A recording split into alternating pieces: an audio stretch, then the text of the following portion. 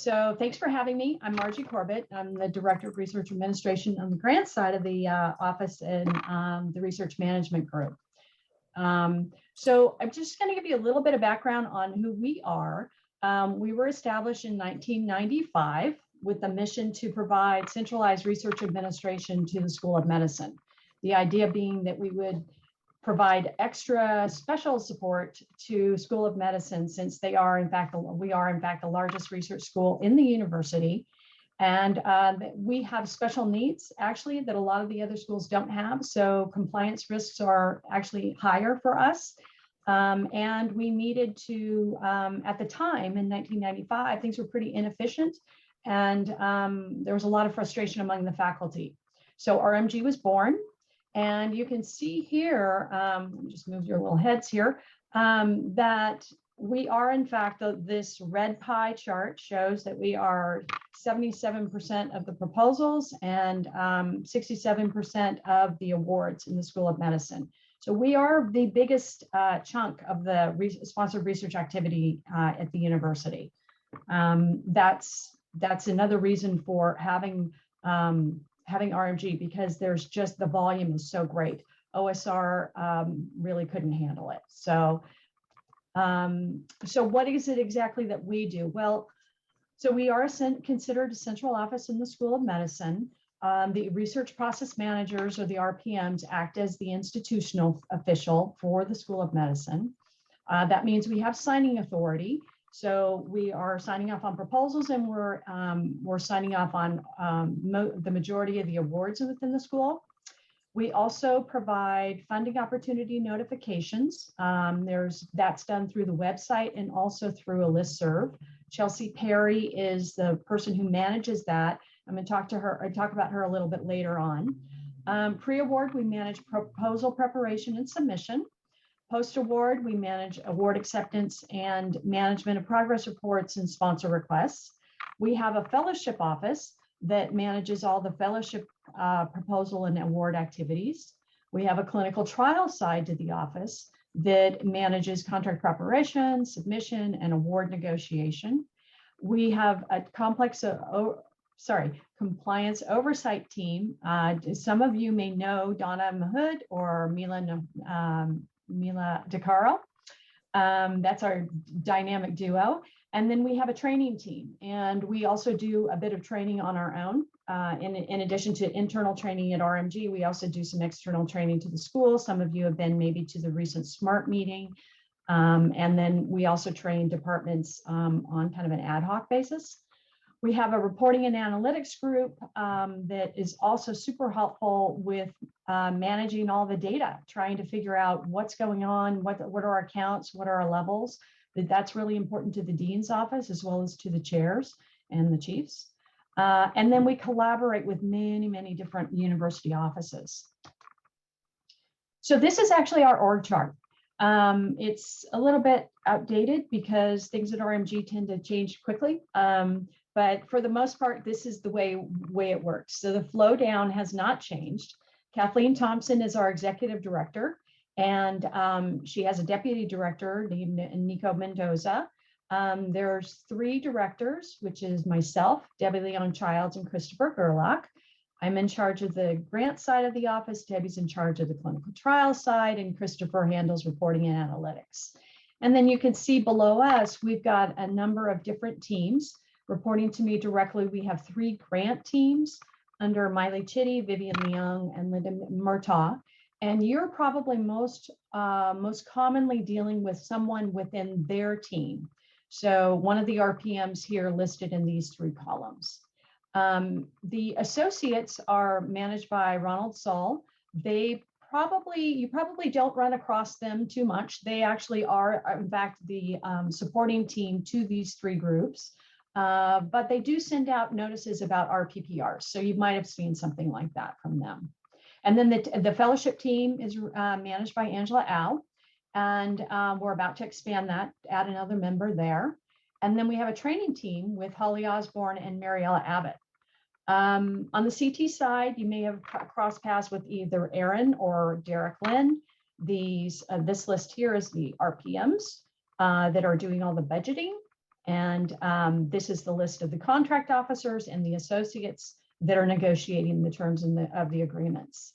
They also have a trainer. Her name's Sarah Dottie. You may have talked to her before. She's done a number of trainings through Spectrum. A lot of the clinical trial training is done by her for coordinators. And then under Christopher, he has a reporting and analytics team with Colleen and Pushpa. We have an administrative support team down here with Chelsea, Karen, and Patty. And then Mila and Donna are, of course, our compliance dynamic duo. So that's the group. We are adding, as I mentioned, a couple of positions. We've also had a couple of changes. So during COVID, people are having babies, go figure. So we've lost 3 people recently to pregnancies and new babies, and they've decided to be stay-at-home moms. So you're going to see some changes over here. You may have already heard about a few of them on the grant side, but we're also recruiting. So we're trying to fill in some gaps as quickly as the gaps are developed. So it's always a moving target at RMG. We got a big team. So okay, and this I just threw in this slide because this is just an indication of how committed we are to the lean process. Oops, sorry. Lean is actually a pretty big part of how we work. We've been doing lean for probably about 4 years. It was a little bit rocky in the beginning, but we're probably quite a bit stronger now, I guess, than we have been in a long time. So we've got a lot of focused objectives. These are just the listing of the team goals, but under each of these goals are focused objectives. And we have had a lot of success actually with lean during COVID. We had, as you guys know, we all had to go remote in a heartbeat, and we also had our workload almost double overnight because there were so many funding opportunities related to COVID. So we had to fast track stuff. We had to figure out how we could move faster. And we used the lean process to do that. And we were relatively successful with that. So anyway, I just put that in there as kind of an FYI. Okay, so recent growth. We have seen activity increase up to plus 30% with proposals, plus 23% with awards. And Debbie Campbell had spoke to me about this training earlier, and she mentioned that you guys might be curious about how much is actually on an RPM's desk at any given time. So on average, an RPM handles proposals in the about 130 per year. That's only proposals, that's not counting awards. And then at any given time, we've got 10 to 15 on our desk. So that's pretty standard. So stewardship, so sponsored research activities. Well, there's the grants, the awards are not made directly to the faculty member, as you all know. It's awarded to the institution, and the institution is accountable for finances and administration of the award. The PI, however, is accountable for the conduct of research. So that's the kind of the division of responsibilities there. Because administration of sponsored research is fairly complex, Stanford has a research policy handbook, which I'm sure you guys know about. I think actually I heard Emily mention it. And that is a collection of policies and guidelines and information that basically sets the rules around how it is that we do what we do.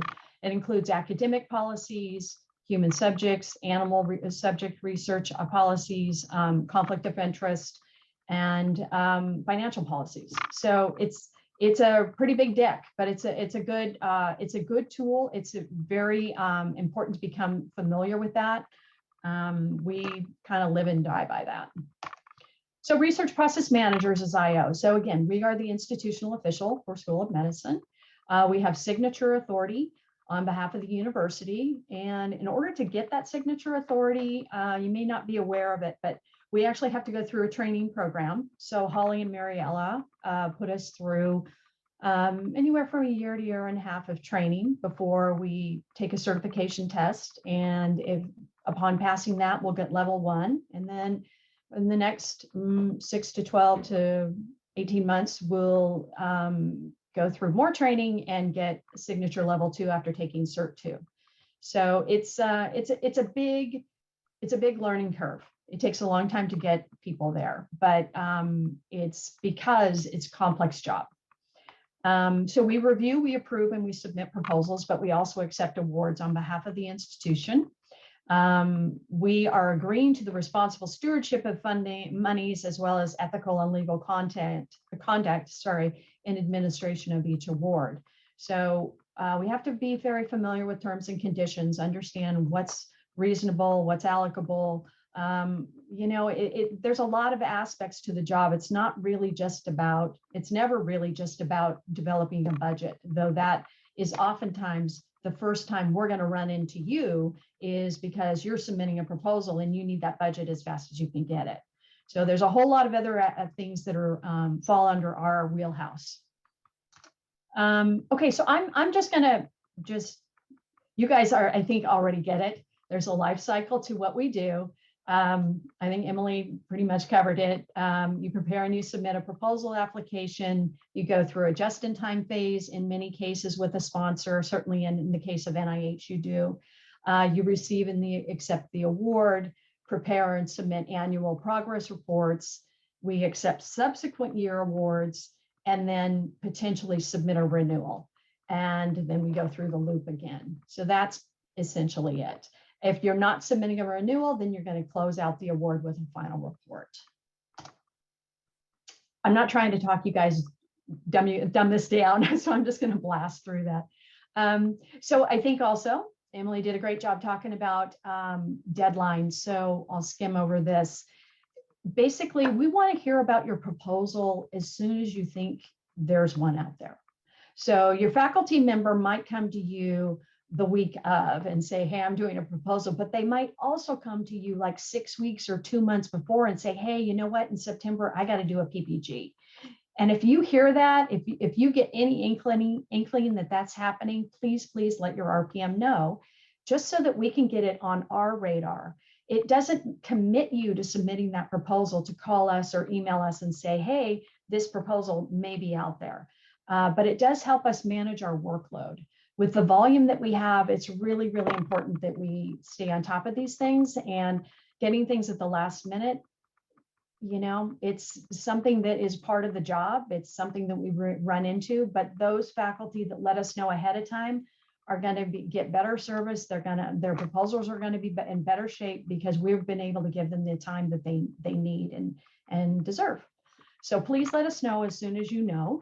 And then the deadline information, Emily's already gone over, so I'll skip that. And then also planning ahead for progress reports. In the NIH world, that's the RPPR. But letting us know basically 5 days ahead of time, not that dissimilar from the proposal deadline, is super helpful. Because again, we get slammed with these RPPRs every month in addition to the proposals. So it's a constantly, you know, that life cycle just keeps churning. It just keeps going. So I'm not sure how detailed I should get in this. Emily did a great job. So maybe I'll just skim it. Proposal intake, we need a PIF. That doesn't mean, again, that you can't contact us ahead of time and let us know that this is out there, that you've got a proposal out there. It doesn't mean you have to turn in a PIF at that minute. But the other thing to know is that you can submit a PIF and get on our radar, and we can always terminate it should the PI decide to back out. Budget development, and as soon as we get that PIF, and we're going to have a conversation with you guys, and we're going to start the internal budget. There's going to be back and forth on that. That's probably one of the more time-consuming things, especially with large proposals. And then we're going to talk also about any subs that you guys might have. PI waivers. So during the application phase, you're also going to need to obtain any kind of PI waiver or IDC waiver. The RPM will have to get that. Starting the application in Assist or whatever portal the sponsor is utilizing, and then finalizing all of your docs from the budget to the biosketch to the science. The PDRF, what happens is the PIF gets converted by the RPM to a PDRF and then routed to the other Stanford faculty for approval. That's on the RPM to do, but the 3 steps prior need to take place before they will do that. Ultimately, the application gets finalized, everybody agrees that it's ready, set, go, and the RPM hits the submit button. Okay, so final considerations. We'd like you to contact us directly or submit your questions through the help desk. We're here to partner with you, so please contact us whenever you need. Let us know if a one-on-one meeting with you and your faculty member would be helpful as you begin developing a proposal. This is something that we're starting to do with the large grants, like the PPGs and the cooperative agreements. That's the P and the U mechanism for NIH. We want to start doing that because we feel like it sets a team up for better likelihood of success. And then, oh, that's in the wrong order, but RMG is here to support research activities in the School of Medicine, so please seek us out. I've also got a list of resources, not that dissimilar from Emily's,